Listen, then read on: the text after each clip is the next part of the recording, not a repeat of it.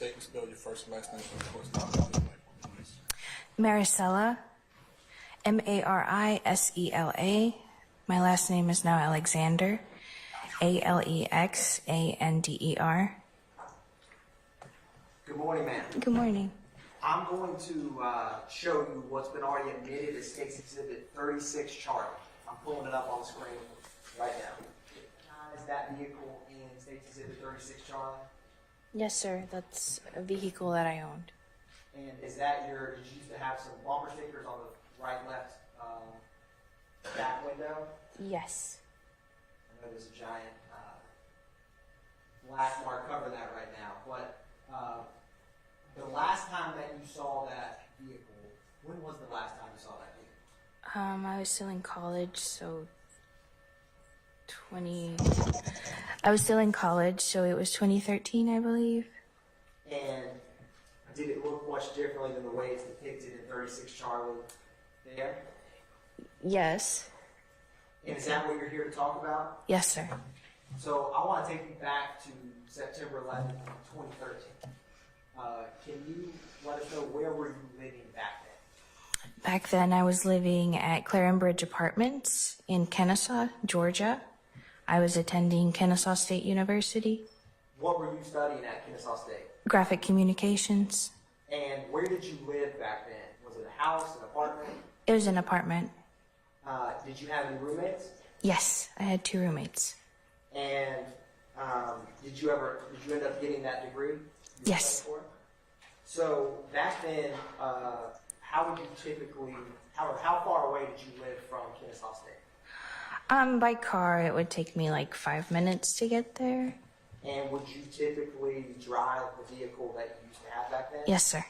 When did you first get that car?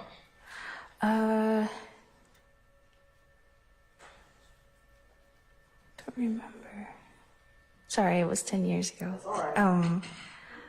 I think when I started college, so maybe 2010. And would you ever let anyone borrow your car? Only people I trusted. There. And back in September of 2013, what year would you have been at Kennesaw State? I was a junior. And do you know an Eduardo Flores? I do. How do you know him? We were dating. Do you remember roughly when you first met him? I was 17. 2007? And back in 2013, how long would you all have been dating at that point? Well, since 2007. And back then, where did he live in relation to your apartment near Kennesaw State? I believe he lived in Dalton, Georgia. Roughly how far away was he? About 45 minutes to an hour. How often would you all see each other? At the time, as often as we could. Yeah. And on September 11, 2013, did you have class that day? I did.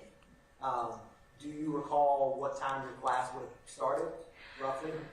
I think I had not early morning class, but maybe 9-ish.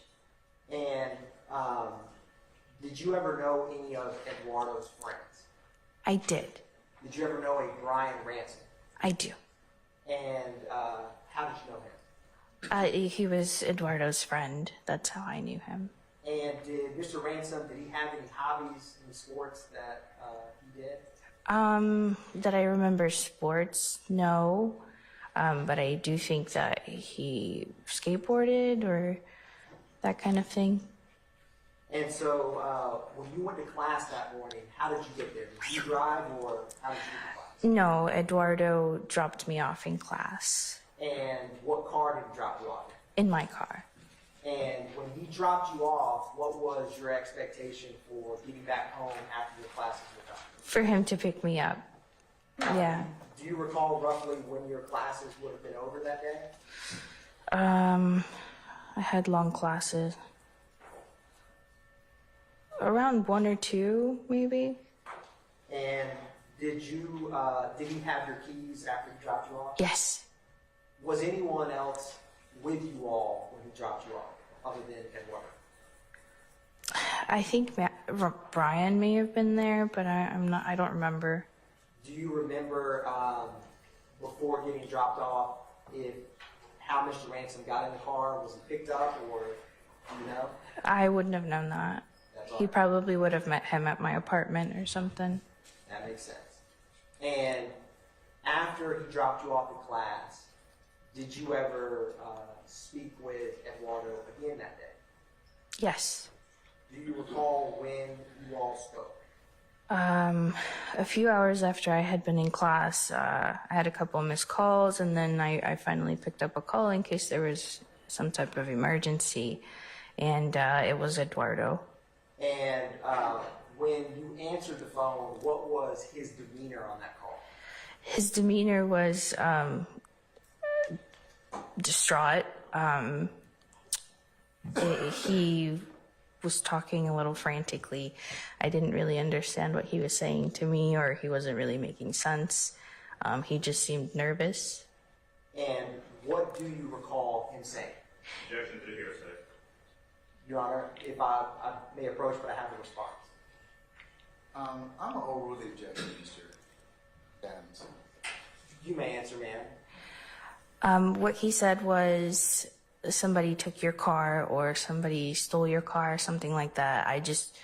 I got the picture that something had happened to my car or in my car. What was your reaction to receiving that news? I was surprised because I was just in class and I had just seen him. I was worried that something bad had happened, or, that they got into some kind of trouble. And after learning that news, what did you do next? I was really upset, of course. I didn't have a way to get home from school. I called my roommate to come get me, and she took me home. What was your roommate's name? Jill? And did she have to come pick you up?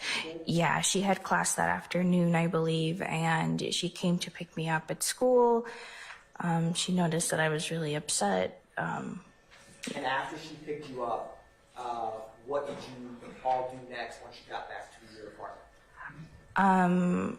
I got into contact with Eduardo. I figured out where they were. He asked me if I could somehow come pick him up. And I again asked my roommate if she could please drive me down to Atlanta to pick up Eduardo and Brian. And did you all go to pick them up? We did, yes. Do you remember, was it a short, long ride? How far away was it from where you were in Kennesaw? It wasn't too long, maybe 30 minutes or so. When you got there, had you ever been to that area before? No, sir. And what did you see when you arrived? I saw Eduardo and Brian on the street. I think we just kind of pulled up and picked them up. They got in the car, they saw that it was me, and we went back to my apartment. Did you see any police when you were there? I don't remember, but I don't think so. And did you see your car that was there when you picked them up? Not from where I was, no. And when you picked them up, what was their demeanor on the car ride back? Nervous, I guess. They looked frazzled. And back then in 2013, did you own a firearm back then? No, sir. Did you ever keep guns in your car? No, sir. Once y'all got back home, I'll ask you this. How much longer after this did you and Eduardo keep dating? Not long after that. Pretty much fizzled out after that event. And did you ever have anyone from the Atlanta Police Department speak with you about your car and what happened? Yes, sir. They didn't give me full details, but I think I may have contacted the police because I had a lot of stuff in the car that I needed for school, books, equipment, that kind of thing, and they didn't give me a lot of details, but I did get my stuff out of the car at one point. what ultimately happened to the vehicle itself? It was totaled.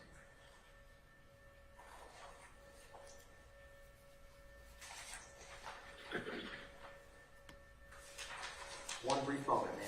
You're on.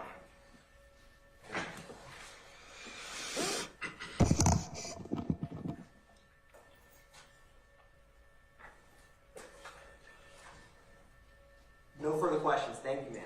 Cross.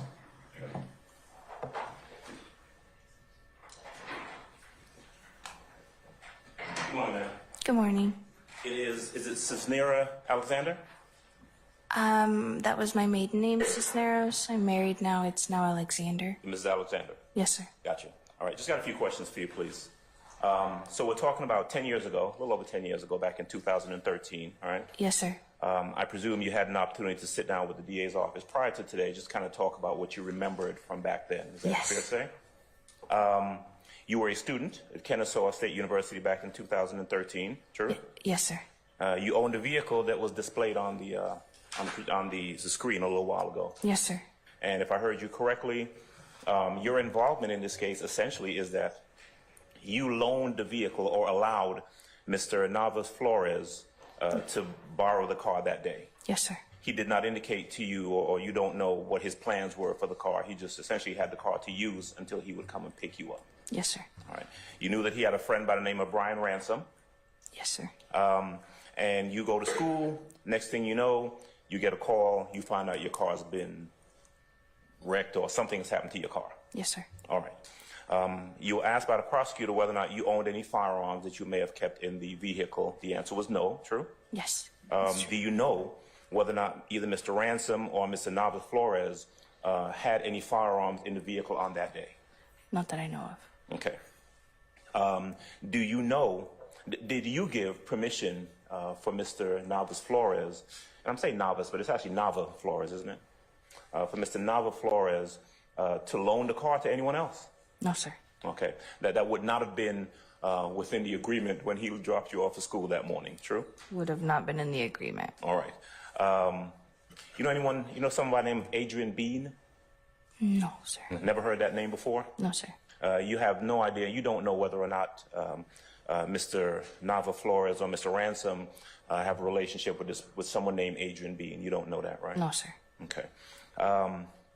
Walter Murphy, you know the name Walter Murphy? No, sir. Okay. And so you were not present when whatever happened to the car, right? No, sir. All you know is that you find out your car has been wrecked and ultimately totaled at a location down in Atlanta, right? Yes, sir. You go down to pick up Mr. Did you pick up both of them, Nava Flores and Ransom? Yes, they were together. Okay, where were they? Where? Where were they? I don't know. I mean, were they at like a gas station? Did you have to pick them up at a apartment complex? On the side of a street. I think there was a convenience store close by. Okay. Or something like that. Okay. All right. You went back home after you picked them up, all right? Yes, sir. And I think I heard you say that you had some communication with the Atlanta Police Department after that, but no one ever actually came out and like took a formal statement from you. True? They didn't say it was a formal statement. I just remember speaking to the detective. Was it Detective Quinn? Does that name sound familiar? That sounds familiar, yes. Okay. Did you speak with him over the phone, or did he actually come and meet with you? I met with him in person to get all my stuff out of the car, my books and stuff for school. I'm gonna presume, and I'm gonna also ask you to correct me if I'm wrong, that you probably told him, listen, I don't know anything about what's going on here. All I know is I gave my car to Eduardo Nava Flores. All right. Objection, Your Honor. Speculation of what she probably told the I sustain the questions to form. Well, Judge, I think she would know what she told. Sustain the questions to form. You can rephrase it. Okay. Did you tell the detective when you met with him that you had given the car to Mr. Nava Flores?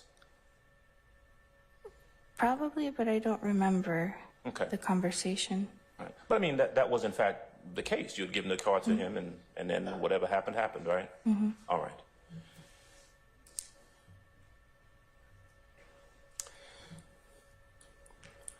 Am I correct that that is essentially your involvement in the case? You didn't have to come to court at any time, right? No, sir. You didn't have to view any lineups or anything like that? No, sir. You never had to give any sort of recorded statement as far as you know, right? No, sir. Okay. That's it. You had a car, you loaned it to someone, the car got wrecked, you don't know how. All right. Thank you, ma'am. Any further examination? Any further redirect? No, Your Honor. All right. At this point in time, may Ms. Alexander be permanently or temporarily excused as a witness? She may be permanent. All right, Ms. Alexander, thank you for your patience with us. I'm going to permanently excuse you as a witness. Please don't discuss your testimony to anybody except the attorneys in this case, okay? All right.